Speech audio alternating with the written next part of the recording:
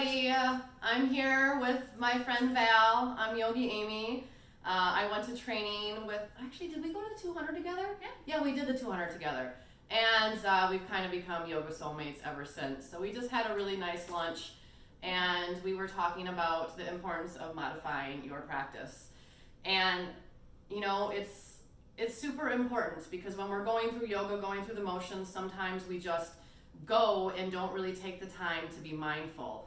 I love props. I don't think props are something that make you weak. You know, you have to use a prop because you're weak. I think they add exploration and curiosity to the pose. They can actually add depth to the pose too.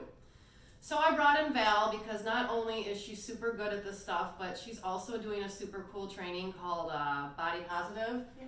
And you know, if that doesn't just ooze yoga right there, the whole name Body Positive. So I brought her in because she's amazing and the conversations we have are just very inspiring. And so I thought it would be really interesting to bring in my good friend and walk you through some modifications so maybe you're a little bit more familiar with them when they show up in class, or if you do get an injury or something like that.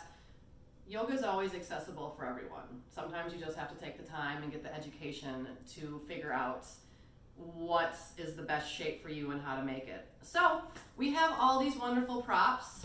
If you've done yoga at all, you will understand what the blocks are. And then we're also sitting on these bolsters. And usually every yoga studio will have these props, if not more, sometimes a strap. Soul Studio has a really thick bolster, so that's nice too. But those are the two props we're going to use today. And we're going to start with the Sun Salutation because you're pretty much going to see that in every yoga class. You know, the ups, downs, the chaturangas and stuff like that. So we are going to start by running through, Val's going to teach me how to modify Surya Namaskar. All right? Let's do it. Yeah, thanks, Amy. I will just say that there's a lot of reasons why you would want to mix up a Sun Salutation or to break it down in a little different way. My personal experience to Sun Salutations was being in a bigger body.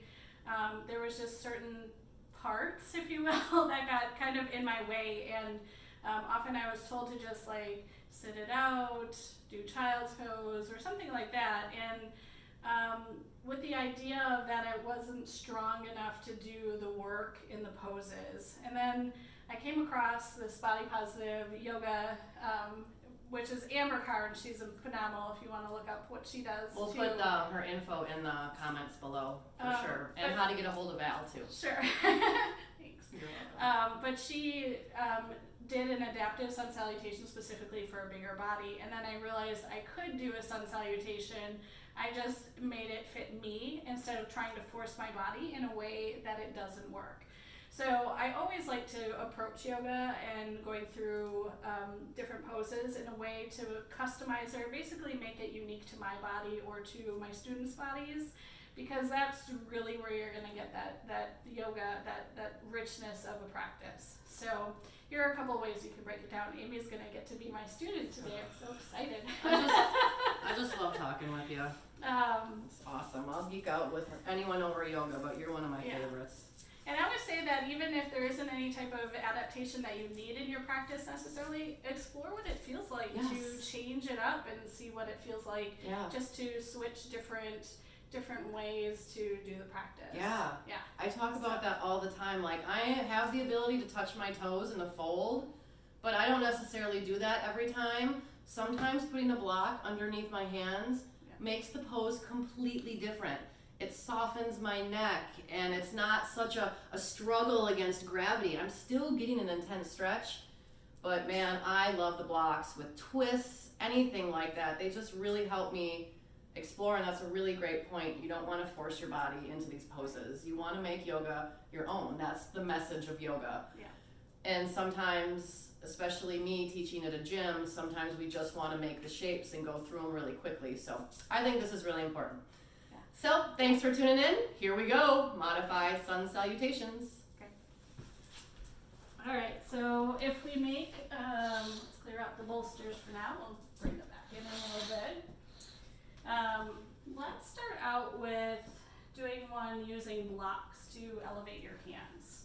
And so when you set this up for yourself, and usually like grippy mats will support the blocks so they don't slide. Do you want me to put a mat down? Well, I would just say I'll hold them. Yeah. Beautiful. Yeah. I'll be mindful. If you want to come up to like this top of the mat and you'll bring your hands to the blocks, we'll start in that forward fold. And then you can just let your back soften and relax.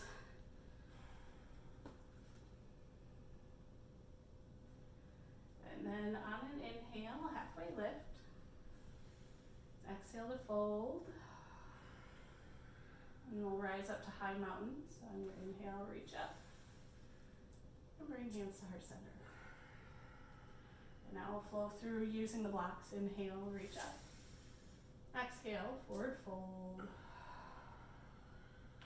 So you can bring the hands to the blocks and start to step your way back to downward facing dog. So what could be really interesting here if you do downward facing dog is finding your downward facing dog if you've done it without props before and how it feels with blocks. So sometimes bending the knees a little bit more can get that space to the spine and the neck and the shoulders. I can see that happen in Amy's practice or in her pose. How's that feel, Amy? That's awesome. Yeah. Super cool. So one reason why you could bring the blocks under is there's actually a few conditions. If you have arthritis in your hands, blocks can be really nice. But also they can make space, right? We brought the floor up a little bit. So now we'll have Amy extend her right foot up to the sky, a three-legged dog, and then exhale to bring her foot up forward to her hands. I don't know if you've ever practiced Sun Salutations and for whatever reason your foot doesn't make it up in between your hands. This is a way, yes. Exactly. This is a way to give your body space. This was magic when I learned how to do this in my own body, because then I could flow through at pace with the rest of the class, right? And then you can go into your lunge from here, or rise up into warrior one, wherever you're headed. Yeah. Good. And then exhale, you can bring your hands back down to the blocks. And then from there, stepping it back to a plank pose. Good. Even here, elevating plank into a different way will also use different muscles in your arms. You can flow through the rest of the way if you'd like into Chaturanga. Yeah. Okay. So that's one Sun Salutation. So I'll have you come, unless you want to even out, I'll have you come back up to the front of your mat or up to here. Good. And then the next thing that you can do to flow through, if you have no props, I love props, but sometimes we don't have props, is adding an extra step. So on an inhale, float the arms up. Exhale, fold. Inhale, halfway lift. And then this time, bring the hands down to the mat and come to tabletop. So you're gonna drop your knees all the way down. Good, from tabletop, tuck the toes under and send the hips up to downward facing dog. And then you can float through the rest of the way. So now let's lift your left leg up so you even out. Thanks. Yeah, exhale, you can draw that forward and through. Then rising up, warrior one. And flow back down. Now, if you got stuck going from warrior one forward and back, you'd again add that tabletop component. So, right, you can drop the knees down, yep, and then tuck the toes up, lift to plank, and follow through the rest of the way through your downward facing dog. That's nice, because I think a lot of times we want to really do that Chaturanga. And I see a lot of people doing it incorrectly, so that's a really good modification. Also, I was thinking of one. I have a good one for down dog too. Yeah. So while I loved yours, that really helped my wrists. I also sometimes when I do have wrist issues. So sometimes when I want the feeling of down dog, I can just take the blocks up to the high setting, and then all the pressure is off my wrists. I'm still feeling the opening up through the chest and through the back of the body. So I think this is a great substitution for down dog instead of having all that pressure on your wrists.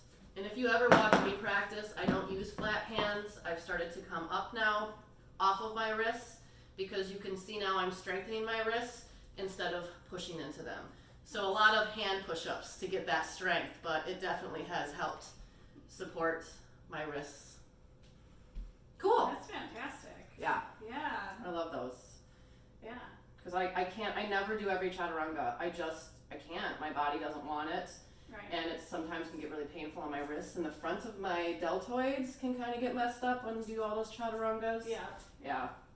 But, so speaking of chaturangas. Yeah. Do you want to do a couple of modifications? Yeah, definitely. Yeah, I think usually chaturanga, you lead into it from plank. So if we go through a couple of plank modifications that I think are really good, and then we'll go into chaturanga. Beautiful. Yeah. Love it. So a lot of times when you're thinking about building up strength, and I hear this in classes all the time, just drop to your knees to do plank. I say that. Yeah. Yeah. And Tell that's me. not bad. Talk to me. That's not bad. However, if you think about this in a sense of biomechanics in the body, when you change the length of your body, right, bring your knees, you kind of bring your body to the shorter distance. Right. You're not doing anything to create strength through the whole body. So the simple way to change that, so you can do that. You can do that forearm plank, and you'll have, or that kneeling plank, and you'll be really strong in your kneeling plank for a long time, but you won't do anything to get into that extended one. Where you can really get space and activate the back of the body. Right. So just depending on how your knees are, if you like deluxe comfort, we'll do a bolster there. But I'll have you set up in plank for a moment. Okay. Just for a moment. And then have you drop your right knee. I'm going to bring it to the block. Okay. So you can see with playing with the edge of having the one knee on the block, you could hover that knee just a little bit. And again, if you have any knee challenges, do something that's nicer for your knee, like a bolster. Right. So if you're still doing okay in plank, I will lift up and I'll switch that out. Deluxe accommodations. Right. So you just line up the bolster with your knee, and here you could alternate. So you could start out in high plank, drop one knee down, and then lift that knee and switch to the other side. Good. Yeah. So. Nice. I actually kind of feel the core work in this too. Yeah, a little bit more than. Yeah, it does kneeling. take almost like a little break, you know, just takes a little bit of that tension off. Yeah. Awesome. And then the other modification, I do have a lot of students that have challenges with their wrists. When we do plank pose, it's really good to, if you need to just take out the wrist strain completely, bring your forearms down onto a pair of blocks. So you take out the wrists completely. For plank? Yep. Oh boy. So instead of jamming up into the shoulders without the blocks, you're bringing your spine where you would be in plank. Can they be? I'm afraid I'm gonna wobble off those. Yep. Yeah. If these are 3-inch blocks, 4-inch blocks are really stable. Yep. But yeah, these aren't high class blocks. But this way you don't put any load into the shoulder. Yep. And you still have your wrists completely free. Yep. If you're building up strength to the wrist, then my favorite thing, you can come out of plank. You're so good. You're so strong. You take it to the wall. So I'm just going to stay kneeling, but you can do this standing.